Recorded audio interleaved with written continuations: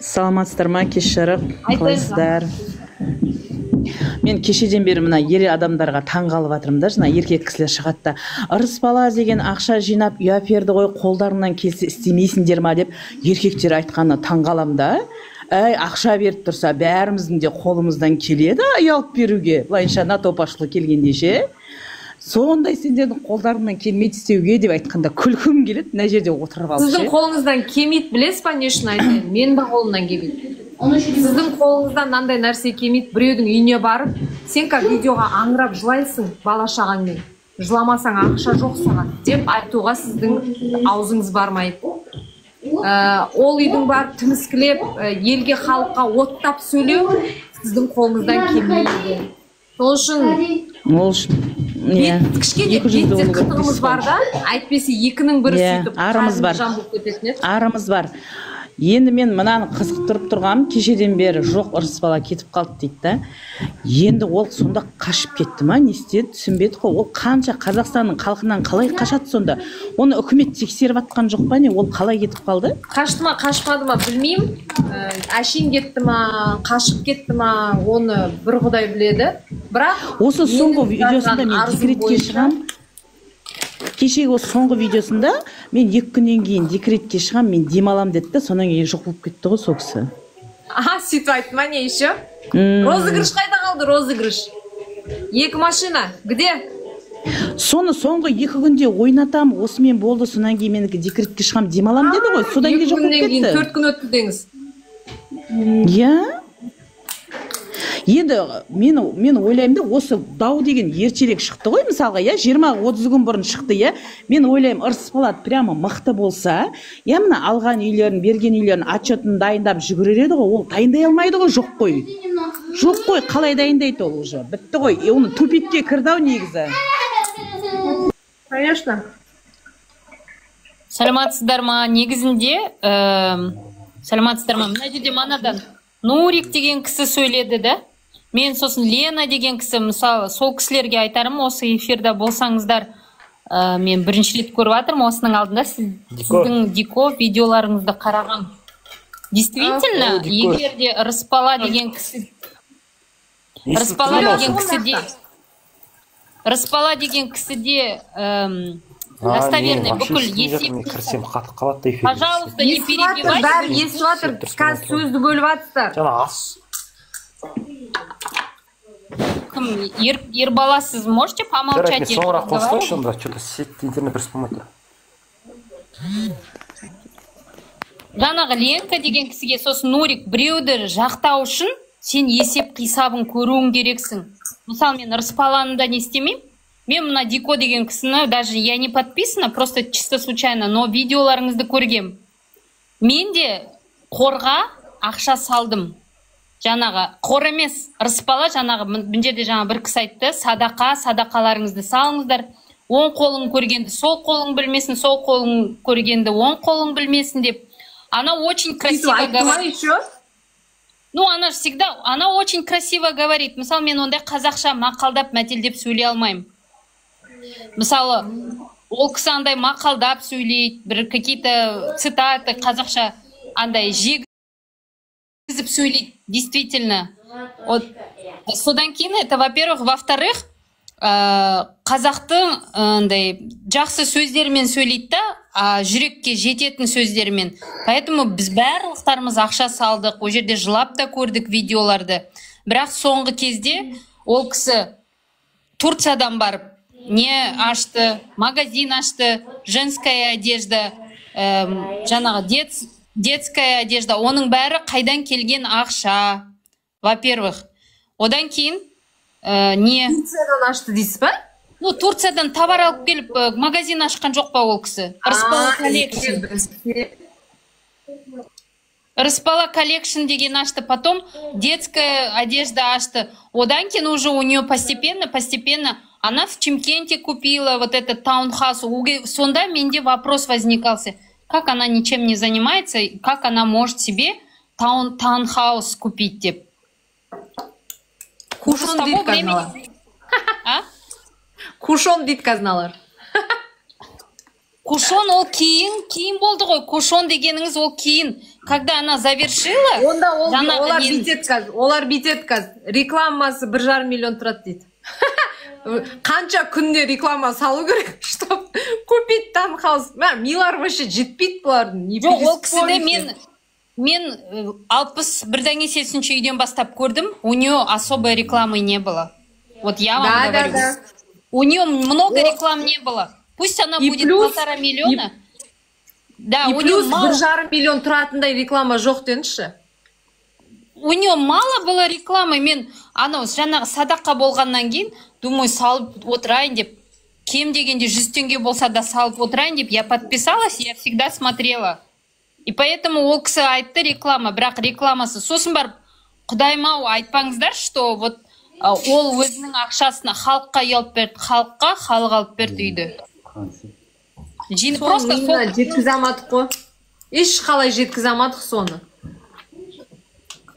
оны енді көзі ашық, оқыған, тоқыған, миында түйсігі бар адам енді түсінер, а остальные я даже не знаю. Вот сосын барып, сосын вот мен просто, я вообще человек-наблюдатель. Мен думаю, почему у нее резко активность началась? Вот августтан бастап, давайте халқым 10 хат жазып беріңдер маған. И думаю, почему? А ол алдында мысқылдап сөйлейтін, біреуді кемсітіп сөйлейтін. Чуть ли она тут не королева, а тут, я не знаю, она тут начала халқым, мен сендерге көмек берейін. И она этим начала пользоваться. Жай простой халықтың аузына телевизор алып берді, холодильник алып берді. Этим она, получается, всем рты закрывала и все. Чтобы они были, егерде бірдеңесе болатын болса, на ее стороне, чтобы были, и все. Сол ғой. Вот что я хотела сказать. Просто это мои Нуриктар қайдан наблюдения. шықты міне, Нуриктар қақсап қайдан шықты, солар ғой міне, мыналар ғой сол. Ну, сол Нуриктің баласына бір велосипед алып берген шығар. Может, аха. Мен айтам да, біреу үшін сөйтіп тұрып беру үшін не жеу керек деймін да? Не зафиг танымайтын біреу үшін жыртылып. Сәлеметсіздер ма? Сөйлеуге бола ма? А то не хочу перебивать. Мен соны ше, кейін бүкіл қатындарды жыным келетін тұғым, неге сол қызға жабылып жатыр, бәрі құрсын алса алған шығар деп ше. Что-то соңғы кезде қарайым, что-то арты таза емес адамдар андай ақтала жөнеледі да, я. Аузымен тіліне слишком что-то адамдардың бетін қайтарып кетті да. Слишком наглеть етіп сөйлеп кетті. Андай самозащита деген болады ғой, ол кісіде ше, сондай болып кетті да. Ақталып бүкіл жерге, арты таза адам сөйлемей, жақсы сөйлеп, адамдарға ответ беріп, адекватный сөйтетін еді ғой. Енді сізден мен естіп тұрмын, мен де негізі ойлаған тұғым, неге 100 адам үй берген адамдар, неге шықпайды, неге бұл кісіні, бұл ырыспаланы неге защищать етіп шықпайды деп боқтайтын тұғым, қақпас қатындар, өздері үй алып. Тура мен сияқты ойлеткенсіз. Неге шықпайды, ақтап деп, менде де өзімде аудитория бар, сөйтіп шығайын деген, неге шықпайсыздар сіздер жақтауға бұғызды деп. Мен де бір жағынан ойладым, берген үйлерін қарап ойлап тұрмын. Сырист болып кетеді, короче, бір айдан кейінше, ол еще бейшара аналарды ругает, за это мал болып кетті, қараңдар, как ведет себя деп ше, үйдің бәрін бытшын шығарды. Мен ойлаймын, если это нормальный үй болса, бір айда қалай сырист болып кетеді, ол түсінбеймін да. Енді Венерка, мен сізге айтайын ба, ол кісілер не үшін шықпайды? Мен тура сіз сияқты ойлайтын ғой. Ладно, мен деймін да, мен оның минустарын біліп тұр, мен айтып тұр, мақұл, мен ақ враг болайын деймін да, өзімші. Саған үй берді ғой, Құдай-ау, саған үй берді ғой, шықса міне мен алдым үй, не оттап отырсың деп. Адам емес екен мыналар деп, тілім жазықты, қазір кешірім сұраймын сол кісілерден ше. Неге шықпайды қолдап деп мен талай ойладым. Содан кейін соның таныстары шықты маған. Диана деді, не бетімен қолдап шығады деді. Күніге мырс-мырс етіп ет жеп отқанын көрсе деді. Қандай үйлерді жұмыс істемей алып отқанын көрсе деді. Олар да бірге-бірді қосалады ғой деді. Көрді, солардың ақшасын алып отқанын көрді. Енді шықпайды олар деді. Бір минут, Венерка. ана оказывается в чате оларға не істейді екен, шығындар, видео түсіріңдер, үйтем бүйтем алып қоям деп қорқытады екен еще. Оған дәлеліңіз бар ма? Маған таныстары шығып жатыр. Соны мен де ойлағам, сырыс болып кетеді, бейшара қалай быстыр сырыс болады. Нормально, таза үй, кирпичі жақсы үй берсе, бәлембай миллион қалып жатыр. Неужели жаман болып кетеді стеналары? Үйге тамақ істейміз, бәріміз де отырып қой бір үйді ұстап, например, ал. Жер үйлерді ше. Соны ойлаймын мен, актеп, жалап өтірік анау кіргізетін кезде адамдарды ше, әйтеуір ремонт жасаған болып, сөйтіп байғұс кіргізет шығар. 100 адам болмаса әр қаладан шығатын еді ғой, мен кеудемді ұрып, тиіспеңдер бұған, міне рахмет осындай үй алып берді деп ше. Сөйтіп шыққандардың үйін көрдіңіз ба? Қолдап шықты ғой. Мен ойлаймын, даңғарадай күшті үйлер алғандар шықты ғой қолдап. Даңғарадай, может қолдап шыққан шығар, жақсы үй бар шығар арасында, может быть. Оны айттырым ғой, не то оның біреу көмекшісі. Мен можно еще бір айтайын дегенім? Мен кетем қазір, до последнего сөйлеп кетейін, шығып кетем сіздерге, мешать не буду. Енді қазір сіздер, например, добиваетесь отчет бергенді, продвижение бірдеңе бар ма екен? Хабарларыңыз бар ма? Неге халықтың шықпай жатыр? Или бізге отчет бермейді ғой ол? Полицияларға ғана бермейді? Органдар не істейді оны? В общем, органдар кірісті. Әйтеуір халық шулағаннан кейін ито кірісті. Енді несін күтеміз, не болатын? Ана біздің апай тірі ме? Өлтіріп тастаған жоқ па? Анау емші, аяқ сынғыш апай ше? Сынықшы ше? Ойбай, хабарым жоқ. Білмеймін. Екеуі не болатыр еді ғой? Үйімді, мылтығымды тексеріп. Ол инстаграмға шығып жүреді ғой. Білмеймін, әйтеуір соны жынды қылып, кекеле меже, андай жынды қылып, сондай келемеждеп сөйлейтін еді ғой сол бишараны. Сосын мен ойлайтын тоғым, ешкім чоты мына қыз аузы тілі деген 2 метр болып кетті ешкім деп ше. Не үшін 2 метр болмайды оның тілі? Мыналар сияқтылар қолдап отырса. Давай деп отыр. Ана 2 қызды жылатқанда да осылар не істеген, қолдаған соны. Ана біреудің үйіне барып, үйінен шығарып жерем деп айқайлаған кезде осы нелері қолдаған соны. Қайта басудың орны көтіне көрпішін қояды ғой бұлар. Мен еще айтайыншы, осы жердегі 334 адамға, помните, ана қандай еді, бір ауру балаларға Айдын Нұры парақшасынан ақша жинап бастады ғой? Өте күшті бастадыңыз.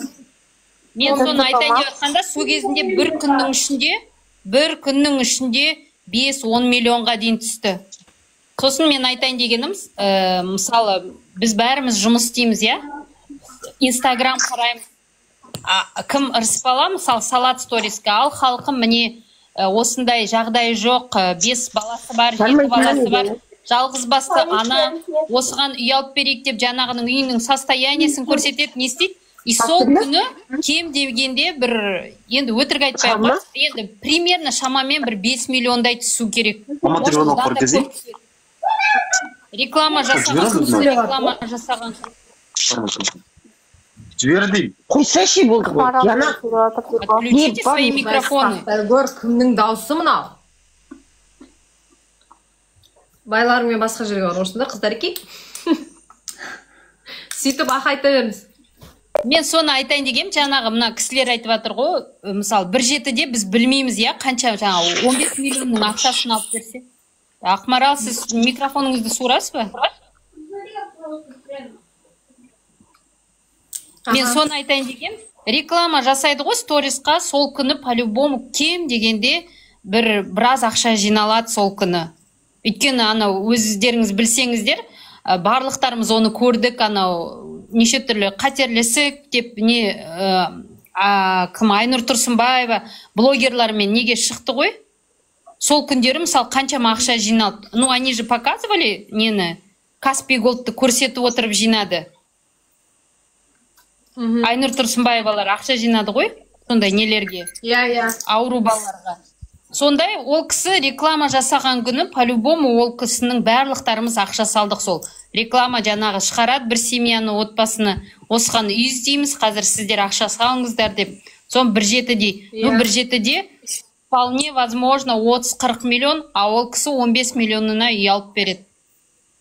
Вот тебе и на. Ой жүгіртем деген адамға барлығы все на виду. К сожалению, сол ойды жүгіртамай отыр ғой. Ау, айта беріңіз. Я тут. Менден кейін келем, хорошо? Давайте. Ага.